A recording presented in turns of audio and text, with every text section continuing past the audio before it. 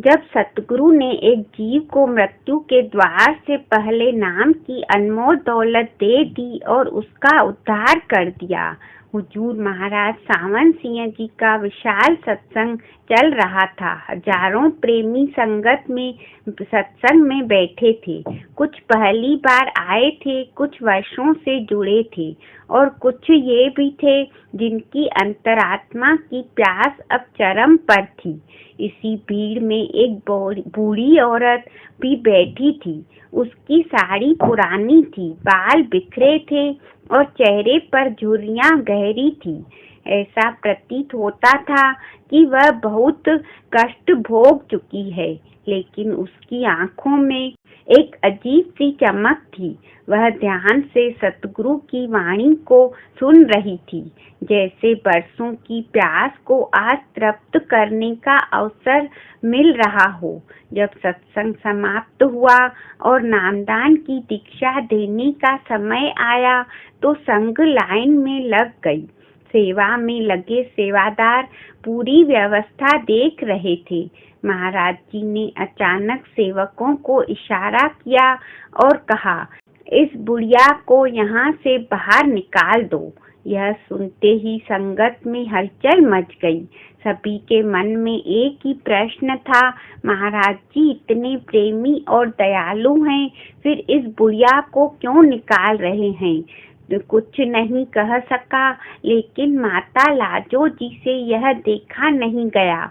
वह सतगुरु के बहुत करीब थी, उनकी कृपा और करुणा की भांति जानती थी। उन्होंने हिम्मत जुटाकर निवेदन किया, महाराज यह भी तो आपकी ही जीव है, इसे बाहर क्यों निकाल रहे हैं? महाराज जी ने गंभीर स्वर में कहा, यह जीव अभी योग्य नहीं है, इसका समय पूरा नहीं हुआ। माताजी की आंखों में प्रेम छलक आया। वे बोली, महाराज आप स्वयं ही तो भाग्य बना सकते हैं। आपके घर में किस चीज की कमी है? कृपा करके इसे भी नामदान दे दीजिए। महाराज जी कुछ क्षण मौन रहे, फिर माताजी की तरफ देखा। उनकी आंखों में प्रेम उमड़ आया।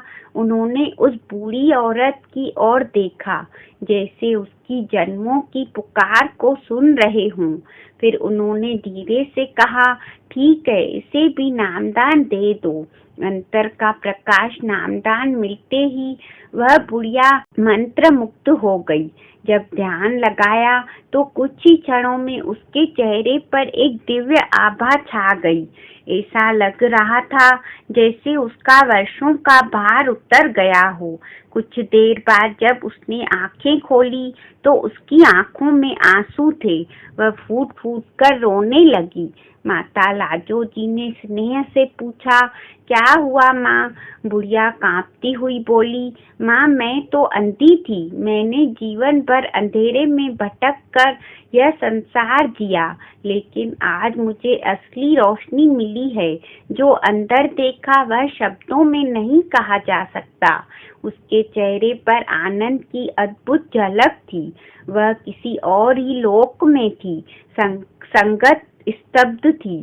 कितनी देर तक वह रोती रही, फिर हाथ जोड़कर बोली, मुझे अब और कुछ नहीं चाहिए, अब मैं जा सकती हूँ। सतगुरु ने अपने ऊपर लिया कर्मों का भार। अगले दिन महाराज जी को तेज बुखार चढ़ गया।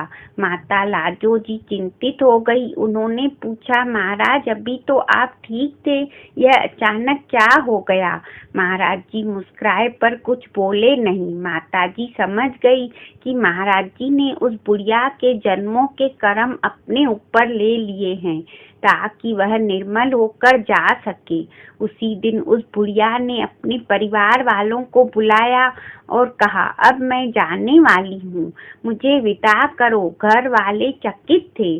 कौन जानता है कि मृत्यु कब आएगी, लेकिन बुढ़िया अडिग थी। माता लाजो जी भी उसके पास पहुंची। उन्होंने प्यार से पूछा, कैसी हो माँ? बुढ़िया की आंखों में प्रेम झलक आया। वह धीमी स्वर में बोली, अब कोई दिया जलाने की जरूरत नहीं माँ, अंदर इतना प्रकाश है कि बाहर का कोई प्रकाश फीका पड़ गया है।